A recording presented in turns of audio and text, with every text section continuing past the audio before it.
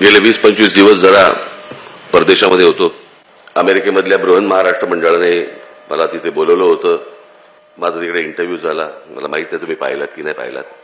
परदेशस्थ सर्व मराठी बांधव भगिनी तिकडे मला भेटले. मी एकदा असाच हॉटेलच्या खाली असा उभा असताना कुठेतरी चाललो होतो. एक मुलगा आला आणि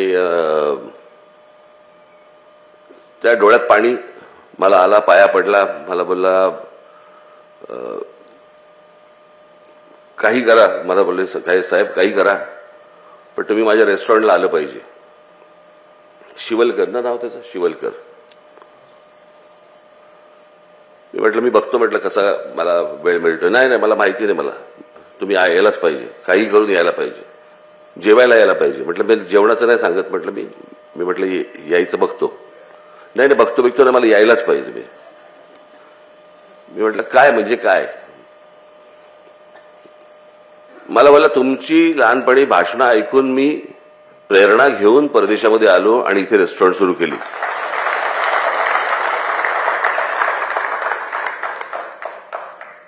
मी त्याला म्हटलं अरे मी तुला मराठी मुलींनी व्यवसाय सुरू करायला सांगितलं होतं, देश सोडा सांगितलं नव्हतं.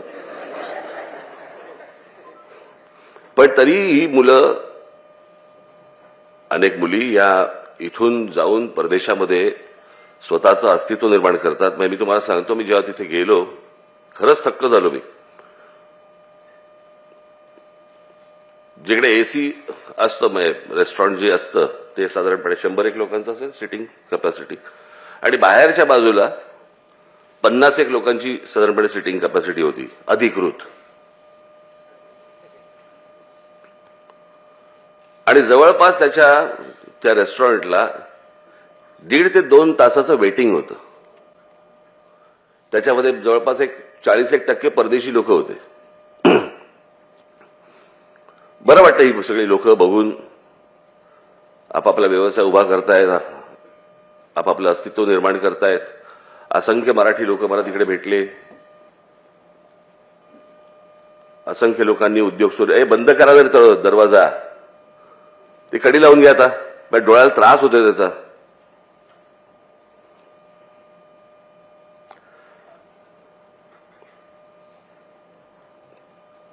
मग ते सगळं ते माझं बघून मी तिकडे म्हटलं मी कधी तुम्ही ऐकलं असेल कडी लावून घे कडी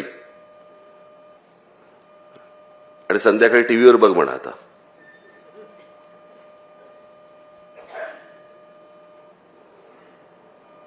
मी म्हटलं पाण्यापासून ते टॉयलेट पेपरपर्यंत जायचं सोपं काम नाहीये. करून बघा एकदा. जे मराठीत म्हणे ना ज्याची जळते त्याला कळते, ते मला असं वाटतं तिथूनच आलं असणार. मी तुम्हाला सांगतो तिथे त्या अख्खा तो प्रवास, परदेशातला प्रवास तुम्हाला माहिती आहे. अनेक जण गेलेले आहेत. काय हालत होते ना सकाळच्या वेळेला ते आपल्या आबालाच माहिती असते. आणि मग मी ते सगळा अख्खा तो प्रवास करून मी येणार होतो. मी त्या माझं फ्लाईट होतं लॉस एंजेलिसवरनं. तिथे हॉटेलमध्ये आलो. हॉटेलमध्ये मी रूममध्ये शिरलो. रूममध्ये शिरल्यावरती मी बाथरूममध्ये शिरलो.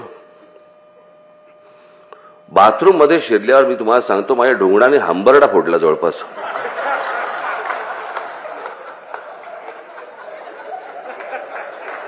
तो जेट स्प्रे तिकडे बघितल्या मला म्हणजे आनंदाश्रू आवरेनात त्याला.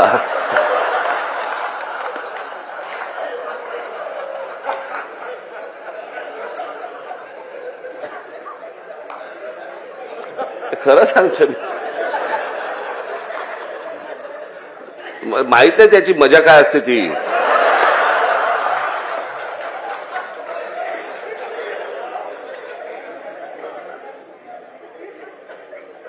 हुमसा हुमशी हो. म्हणजे मी तुम्हाला काय सांगू.